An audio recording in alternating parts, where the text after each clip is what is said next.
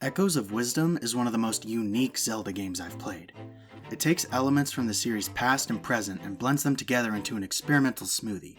And while that smoothie is an enjoyable treat, it's a few brownie bites away from its full potential. You start the game as Zelda, per usual, and make your way through a small dungeon with all the combat capabilities you've come to know from the series. But then, in very Metroid fashion, it all gets stripped away when you're swallowed by a rift and switch perspectives to Link, who has to rely on more creative ways to fight.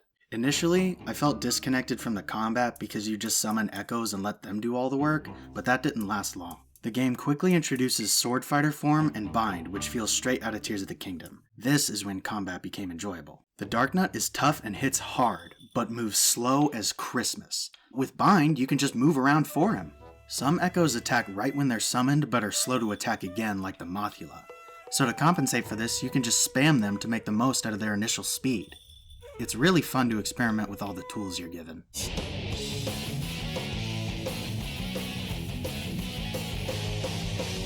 You'll probably start to settle on a few echoes that you'll use for any given encounter, but the game does its best to account for this by bringing you to different areas that force you to experiment. Like Jabul Waters, where most of your echoes will drown, so you need to use your aquatic ones. It also has one of the chillest tracks in the game.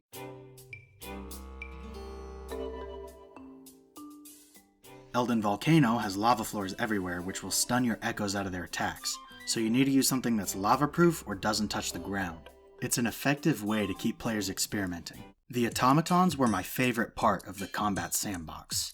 They're super powerful tools that take time to wind up and don't refresh their health when redeployed. When they break, you can't use them again until you go back to Dompe and repair them for a fee. So whenever I pulled one out in a fight, my main goal went from kill all the enemies to protect the automaton at all costs. Looking back, I think it might have been better if this is how all the echoes worked.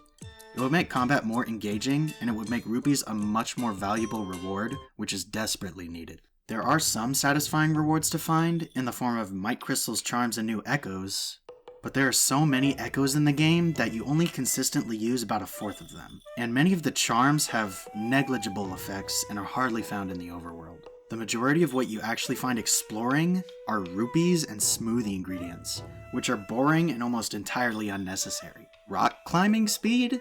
Glowing? When am I ever going to use those? I actually had to raise the difficulty from normal to heroic in order to validate their existence. Because on normal, I barely took any damage or used any smoothies. After I switched to heroic, smoothies did feel more useful, but I was still rarely excited to find ingredients.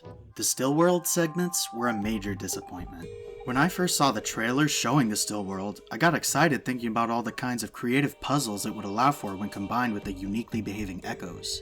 But what we got is minor platforming challenges with some enemies sprinkled around.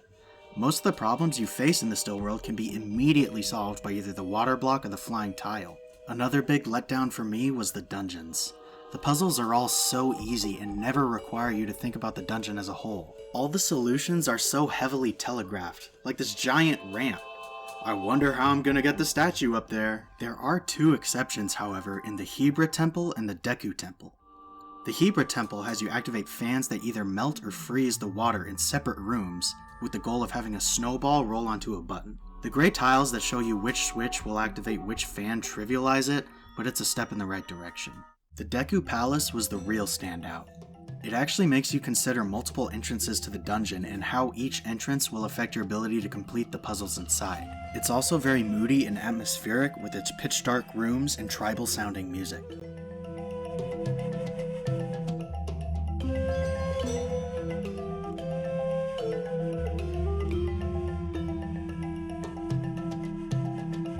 Structurally, Echoes of Wisdom is most similar to older 2D Zeldas, but also blends in elements from the Switch games, with additions like side quests, the smoothie system, and much more freedom to explore. But without the moment-to-moment interactivity and size of the world from the Switch games, plus a lack of exciting rewards or secrets, I felt little reason to stray from the main quest. It's an awkward time for the Zelda series.